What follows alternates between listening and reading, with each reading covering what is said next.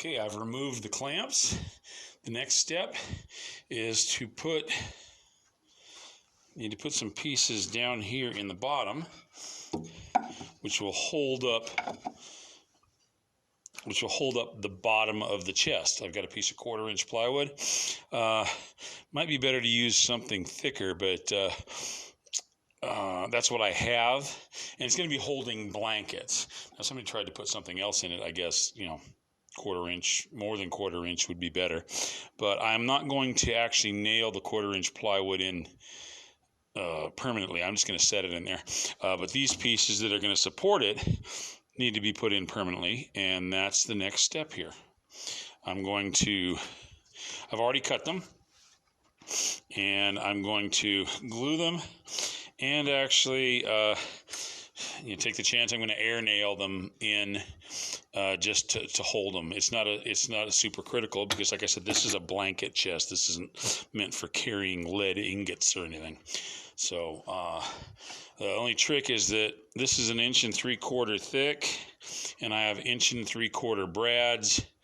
Is the only thing thick enough that I have long enough that's going to actually do anything. So I'm going to do a couple of test nailings on some scrap pieces to make sure that it doesn't stick out the other side. If it actually stays up a little bit here and bends over, that's actually fine with me, which is actually what I'm looking for to happen. But so let's see how that goes. All right, I'm going to be using some scrap from the pieces that I actually trimmed from the actual pieces I'm going to be using, and this is a piece of scrap that I was doing tests on for something else, but actually it's similar type wood to what's used here. So and we're going to be going through the way all the grain is lined up. It is actually going to be all going through straight grain that way, or some of it may be, actually some is going to be going through it sideways. Actually, I'm going to go ahead and, that's going to be the worst case, because that would go through a lot easier and might stick out the bottom. So let's go ahead and give that a try. Got a piece on the bottom, protect in case it does go all the way through. I've already set up my air brad nailer. Let's see. Okay, it's almost coming through. It's poking through a little bit. So what I'm going to do is I'm going to back the air off. I've got it at maximum right now. I'm going to back the air off and do another test. Okay, I've backed the air off about 10 psi.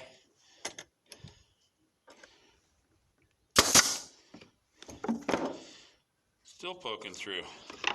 It's actually backed off more than that after having nailed. I went and checked the pressure gauge, and it was down even farther, but the actual number doesn't matter. What matters is how it works.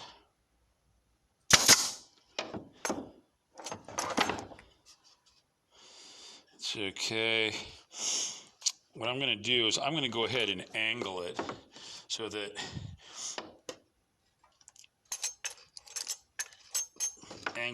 it won't stick through the other side.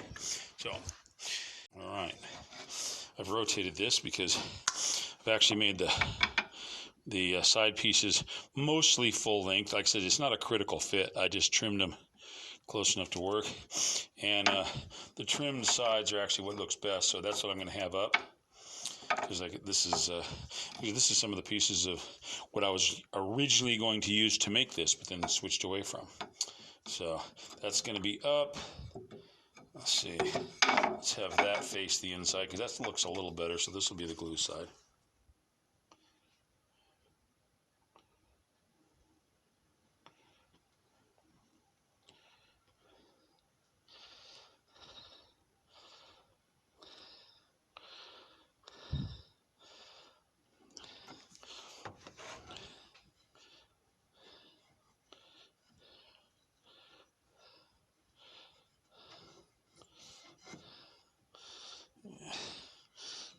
Add a little bit more, just like before.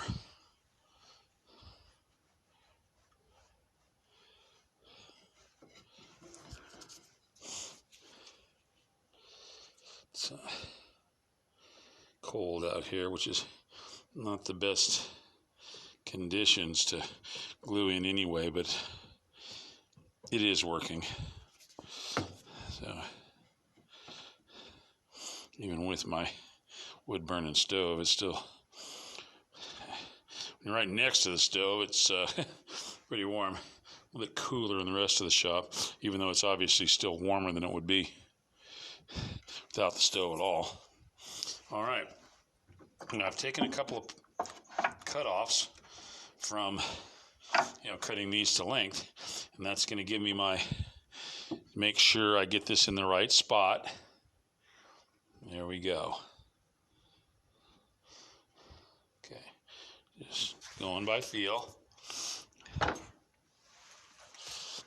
going to have to hold this, and I'm going to do it at an angle so that it doesn't stick out the other side.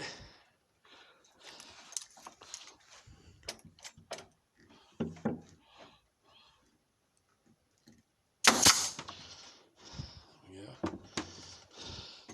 Let's get a few more.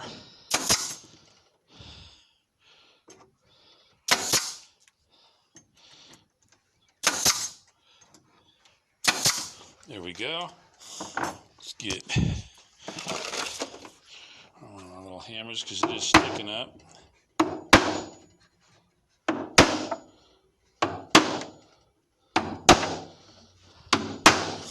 Not sure what good the little tap at the beginning does. It just seems appropriate. Okay. Now let's go for the side. Let's double check and make sure. What do you know? It didn't come through. And hey, we actually have a little squeeze out. That's nice.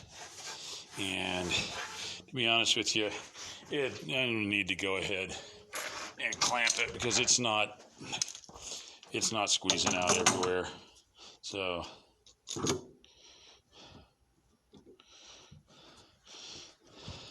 see.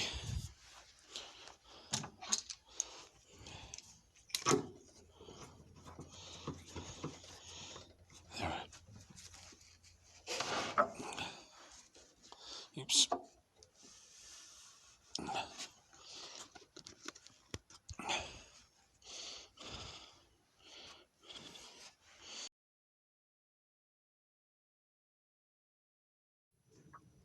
All right, the next step is to cut a bottom that will fit in here, not snugly, but sliding easily with very little clearance. Not a lot, not so it moves around easily, but also I don't want it to fit tight because I do want to be able to remove it. I am just going to use a piece of 1/4-inch plywood right now because I don't have anything bigger. Well, actually I have some 3/4, but I think that's too heavy, and it's also not quite the right size. I'm going to trim that, put that in there. This is only for blankets, and more than likely, it's probably never going to get changed out. But I think it will be adequate. It's going to be adequate for holding blankets, that's for darn sure. So that's the next step. Just before we can cut the plywood, at least do a clean job of cutting it, we have to change out the table saw blade. I think basically everything you've seen me doing on the table saw through all these Christmas present making videos has been using this blade, which is a ripping blade. You see how big the teeth are. Ripping blade, ripping means to go along the grain, and it makes, you need big teeth for that. It makes big slivers of wood a lot. It doesn't make finely cut sawdust like cutting across the grain does. So but this is definitely not good for cutting plywood, which splinters really easily. I have a plywood blade, which you will note has really fine teeth. That's, if you can see that there, that's intended for plywood. And this has been sitting around a while, and I think it's showing up worse on the video. It's not all rusty. That's just stuff that I will probably clean off with my super clean before I use this, but I'm pretty sure this blade is sharp. I've been doing a lot of cutting plywood, so I'm going to go ahead and clean this blade up and then switch it out, and then we'll use that to cut the plywood.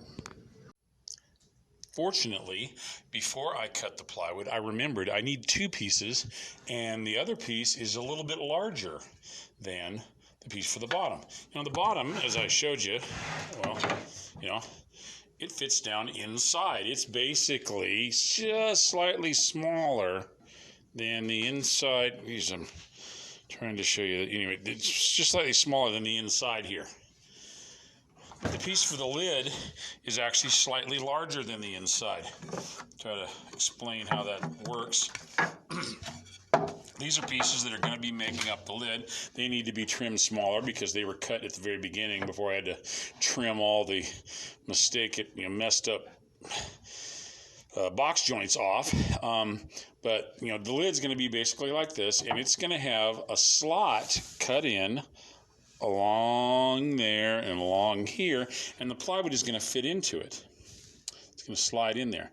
And these pieces are 3/4 thick, and standard way is to cut 3/8 of an inch thick, 3/8 of an inch in, and you assemble these pieces around that piece of plywood and then put them all together as one unit.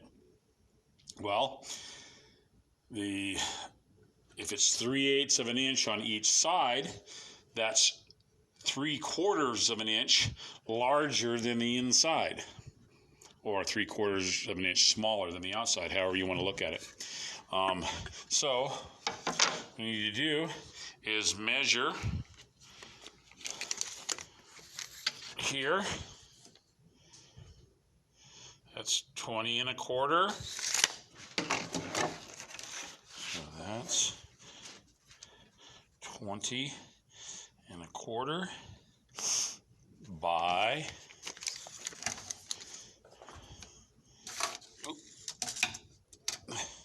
29 3/8 ish, by 29 3/8. Okay, so it needs to be 3/4 of an inch less than each one of these things. So minus 3/4, well, that's 19 1/2.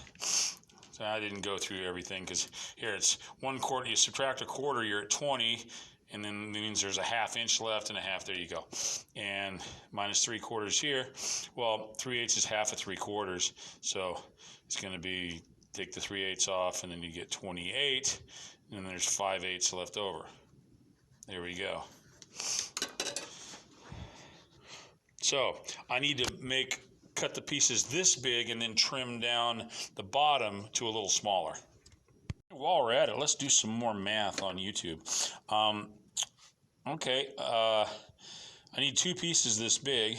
Well, it's a 4x8 sheet of plywood. This is longer than, this is bigger than 2 feet. So I can't cut the 2 pieces off that way. So what I need to do is cut have this piece, well, how do I put it? Here's 4 foot by 8 foot. I'm going to cut a slice off there. The pieces need to be like this, and this needs to be the 28 5/8 dimension this way, because I can't make it twice that way. So I need to cut it off basically at 19 1/2. So I need to cut it off at, I need to cut it off at 28 5/8, and then I trim the pieces to 19 1/2 this way when I'm done. Okay. It turns out that 28 5/8 inches is beyond the capacity of the rip fence on my table saw, and it's also beyond the capacity of the rails that hold the rip fence. I was actually going to try to clamp a board on the end of the rails and make the cut, but even if that would have worked, there's not enough room to do it. So I'm going to, well, you'll see what I'm going to do. I'm not going to give it away right now. But what I am going to do, I'm going to go ahead and mark the line on the plywood where it needs to be cut. And, well, hey, let's do that. I said it was 28 5/8 inches. Okay, we've got 28 And let's see. I think that's there. Yeah, there, 28 5/8. And now I'm doing this. This is the assumption that this is actually cut square. Okay, goes into geometry. If this is cut square and this is 28 5/8, that's 28 5/8. This should cut two rectangles. So, and actually I need to clamp this on because I got to go back and forth. And by the way, what you're seeing is a 6-foot straight edge, which it's more of a straight edge than a ruler. It's got all those ruler markings on it, but that's not what I use it for mostly. What I mostly use it for is things like this. When I need a long, straight edge,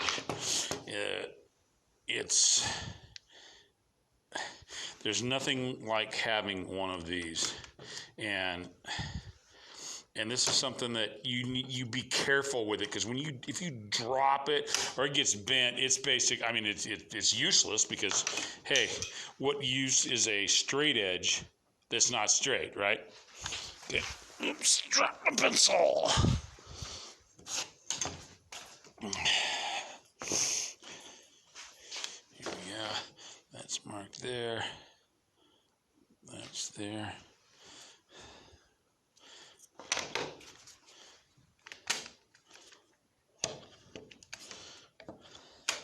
Okay.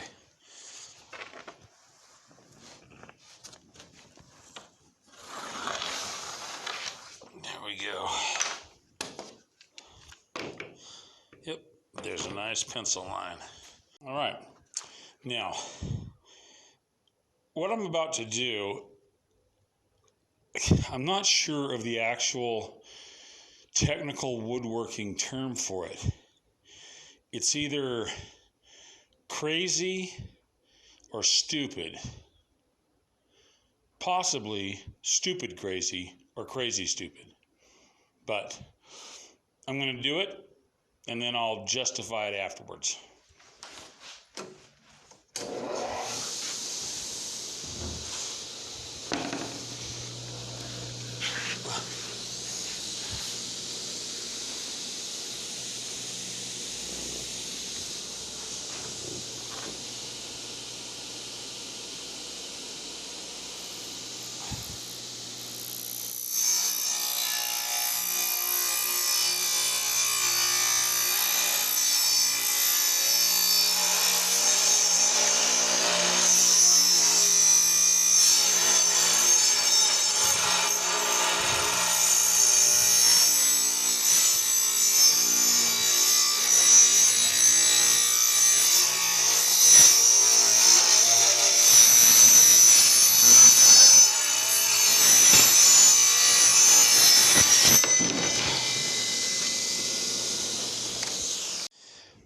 There we go. What you saw me do was hand guide it across the table saw, which I've done before. I wouldn't have tried it now. As long as you move smoothly and don't bind the blade actually helps you make a fairly straight cut. I guided it across. That's when I needed the line, obviously. And it ended up working. Now, I could do that with a 1/4-inch plywood because it's light and I could easily manipulate it. No way in the world I'd be able to do that with a piece of 3/4-inch plywood, because that, possibly if I was cutting it in half, but not cutting it at about 1/4 length, which is what I just did. So thank you, Jesus, that worked. I have set the rip fence to cut off at 19 1/2 inches, and I'm going to cut off the piece that I'm going to use for the lid.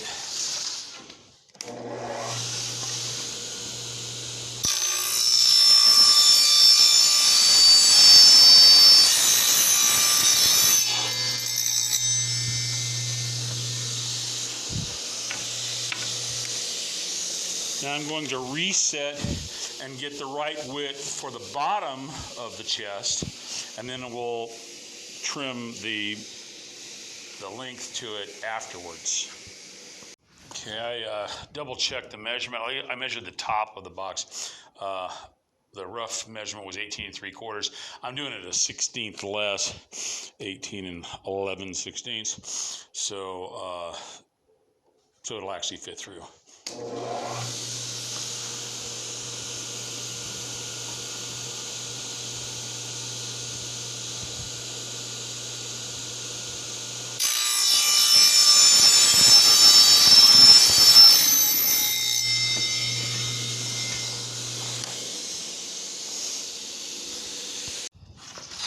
Okay, going to do a little checking here just to see how square this is, which I'm not sure how important that is because I don't think the box is all that square either. Now what I'm going to do, like I said, this is not square, but as close as I can get. I'm going to use, this is called the miter gauge. This is for cross cuts and doing perpendicular or other angles. Right now we're going to do perpendicular, but I did the rough cut first, and now I have something that's fairly accurate to be able to do this.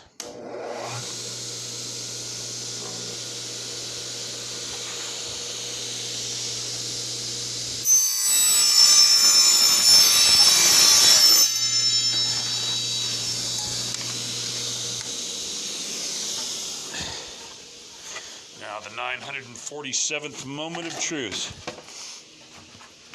I think I need to just totally abandon the use of that term. Well, I can see, but you can't.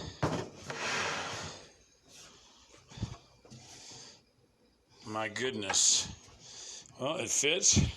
I would have liked it to fit a little tighter, and I may end up actually putting a couple of screws here and there to hold it in, but we'll see.